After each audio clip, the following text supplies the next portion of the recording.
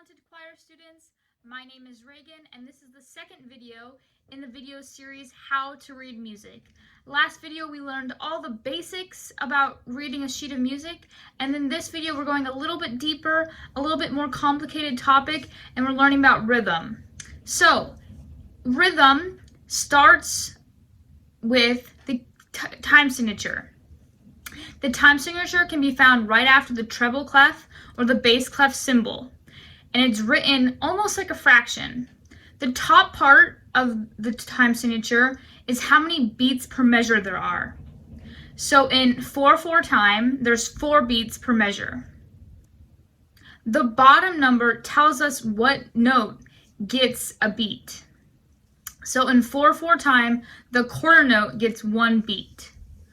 That's what the 4 means. So if you had a piece of music in 4/4 time, every measure would have 4 beats, and every quarter note would get 1 beat. If you wanted to write a note that got 2 beats, you'd use the half note. This is the half note, and it gets 2 beats.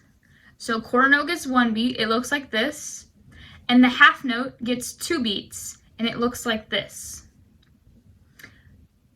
This note gets 3 beats. It looks just like the half note, and it has a dot after it. This is a whole note. It gets 4 beats. So let's review again. Quarter note gets 1 beat. Half note gets 2 beats. This note gets 3 beats, and a whole note gets 4 beats. If we wanted to go in the opposite direction and have beats that are less than 1, we would use the 8th note. The 8th note looks like this, and it gets half of a beat. And if you wanted less than that, you wanted a quarter of a beat, you'd use a 16th note. And 1/16 note looks like this. It's important to realize that 2 8th notes make up a quarter note, and 4 16th notes also make up a quarter note. 6/8 time is another time signature that you'll see pretty often. It means there's 6 beats per measure, and the 8th note gets 1. 6 notes every measure according to the 6, and the 8th note gets 1 beat according to the 8. So the 8th note in 6/8 time gets 1 beat, and all the other notes get more based on that. So if an 8th note gets 1 beat in 6/8, then a quarter note will get 2 beats, and so on. There's also rhythm notation for silence, or beats without any noise. A quarter rest looks like this. It gets 1 beat of silence. A half rest looks like this. It gets 2 beats of silence.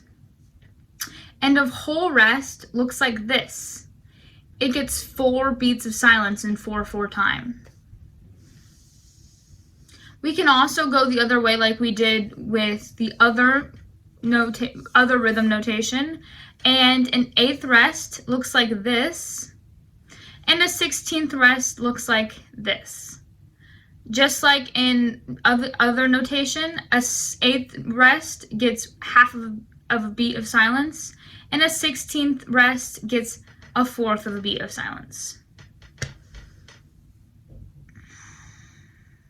We can have more complicated rhythms by bringing back the dot on the note that gets 3 beats, bringing the dot and adding it onto 8th notes and 16th notes. The dot means that you add half of whatever the total amount of music is to it. So for example, if you have a piece of music that is a quarter note with a dot, it would get 1.5 beats of music.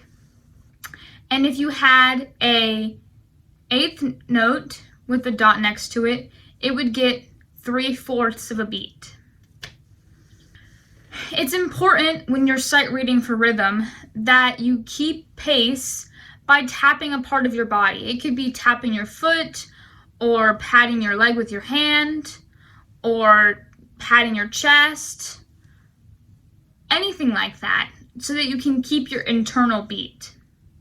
Congratulations, talented choir students! You finished the second video in the series, and you are ready to start practicing sight reading with rhythm. I'm so proud of you. See you next video.